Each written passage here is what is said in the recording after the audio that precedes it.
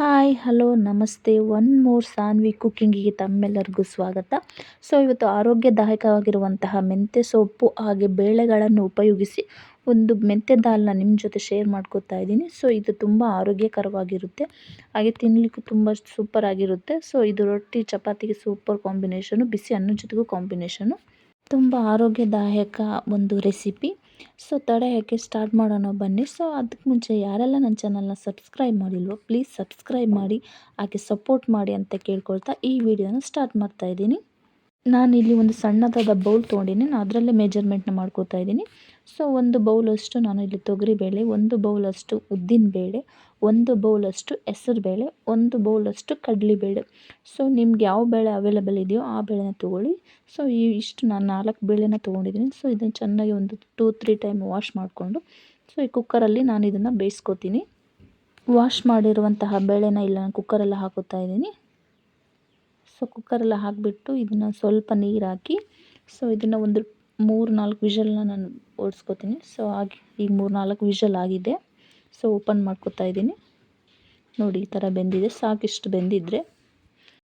ಇಲ್ಲಿ ನಾನು ಒಂದು ಕಡಾಯಿನ ಕಾಯ್ಲಿಕ್ಕೆ ಇಟ್ಬಿಟ್ಟು ಅದಕ್ಕಾದ ನಂತರ 1-2 ಸ್ಪೂನಷ್ಟು ಎಣ್ಣೆಯನ್ನು ಹಾಕ್ತಾಯಿದ್ದೀನಿ.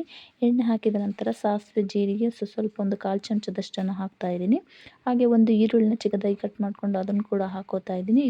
ಒಂದು ಸ್ವಲ್ಪ ಬೆಂದ ನಂತರ ನಾನಿಲ್ಲಿ ಬೆಳ್ಳುಳ್ಳಿನ ಕ್ರಷ್ ಮಾಡಿ ಹಾಕ್ಕೋತಾ ಇದ್ದೀನಿ, 1-2 ಗಡ್ಡೆಯಷ್ಟು. ಹಾಗೆ ಒಂದು ಚಿಕ್ಕ ಟೊಮೊಟೊನ ಹೆಚ್ಕೊಂಡು ಅದನ್ನು ಕೂಡ ಹಾಕೋತಾ ಇದ್ದೀನಿ. ಇದು ಕೂಡ ಸ್ವಲ್ಪ ಸ್ಮೂತ್ ಆಗಬೇಕು. ಸ್ಮೂತ್ ಆಗಲಿಕ್ಕೆ ನಾನೊಂದು ಸ್ವಲ್ಪ ಉಪ್ಪನ್ನು ಹಾಕಿ ಬಳಸ್ಕೊಂಡು ಸ್ವಲ್ಪ ಸ್ಮೂತ್ ಮಾಡ್ಕೊತಾ ಇದ್ದೀನಿ.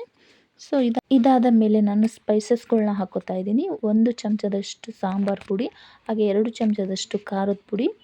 ನಿಮಗೆ ಖಾರ ನೋಡಿಬಿಟ್ಟು ಹಾಕ್ಕೊಳ್ಳಿ. ನಾನಿಲ್ಲಿ 2 ಚಮಚದಷ್ಟು ಹಾಕ್ಕೊಂಡಿದ್ದೀನಿ. ಹಾಗೆ 1 ಚಮಚದಷ್ಟು ಗರಂ ಮಸಾಲ ಕೂಡ ಹಾಕ್ಕೊಂಡಿದ್ದೀನಿ. ಇದನ್ನ ಮಿಕ್ಸ್ ಮಾಡ್ಕೋತಾ ಇದ್ದೀನಿ. 1 ನಿಮಿಷ ಈ ಥರ ಚೆನ್ನಾಗಿ ಮಿಕ್ಸ್ ಮಾಡಿಕೊಂಡು ನಾನಿಲ್ಲಿ 2 ಕಟ್ಟಷ್ಟು ಮೆಂತ್ಯ ಸೊಪ್ಪನ್ನು ಚಿಕ್ಕದಾಗಿ ಕಟ್ ಮಾಡಿಕೊಂಡು ಅದನ್ನು ವಾಶ್ ಮಾಡಿ ಇಟ್ಕೊಂಡಿದ್ದೆ. ಈಗ ಅದನ್ನು ಹಾಕ್ಕೋತಾ ಇದ್ದೀನಿ. ಮೆಂತ್ಯ ಸೊಪ್ಪನ್ನು ಹಾಕಿ ಚೆನ್ನಾಗಿ ಮಿಕ್ಸ್ ಮಾಡ್ಕೋತಾ ಇದ್ದೀನಿ. ಮೆಂತ್ಯ ಸೊಪ್ಪು ಬೇಗ ಇದು ಮೆತ್ತಗಾಗುತ್ತೆ.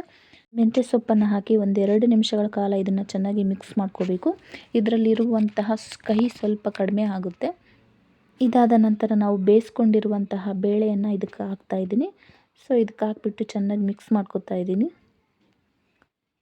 ನೋಡಿ ಈ ಥರ ಚೆನ್ನಾಗಿ ಮಿಕ್ಸ್ ಮಾಡ್ಕೋತಾ ಇದ್ದೀನಿ.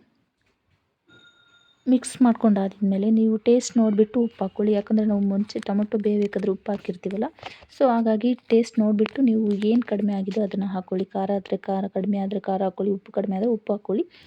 ಇಲ್ಲಿ ನಾನು 1-2 ನಿಮಿಷ ಇದನ್ನು ಚೆನ್ನಾಗಿ ಕುದಿಲಿಕ್ಕೆ ಬಿಡ್ತಾಯಿದ್ದೀನಿ. ನೋಡಿ ಈ ಥರ ಆಗಿದೆ. ಈಗ ಮೆಂತ್ಯ ದಾಲ್ ರೆಡಿ ಆಯಿತು. ಈ ಮೆಂತ್ಯ ದಾಲ್ ರೊಟ್ಟಿ ಚಪಾತಿ ಅನ್ನ ಎಲ್ಲದಕ್ಕೂ ಸೂಪರ್ ಕಾಂಬಿನೇಷನ್ ಆಗಿರುತ್ತೆ, ಅಷ್ಟೇ ಟೇಸ್ಟಿ ಆಗಿರುತ್ತೆ. ತುಂಬ ಆರೋಗ್ಯದಾಯಕ ಆಗಿರುವಂತಹ ಒಂದು ರೆಸಿಪಿ ಇದು. ಈ ಮೆಂತ್ಯ ದಾಲ್ ರೆಸಿಪಿ ನಿಮ್ಗೆ ಇಷ್ಟ ಆಗಿದೆ ಅಂದ್ಕೊತೀನಿ. ಇಷ್ಟ ಆದರೆ ಪ್ಲೀಸ್ ಸಾನ್ವಿ ಕುಕ್ಕಿಂಗನ್ನು ಸಬ್ಸ್ಕ್ರೈಬ್ ಆಗೋದನ್ನು ಮಾತ್ರ ಮರಿಬೇಡಿ. Thank for watching.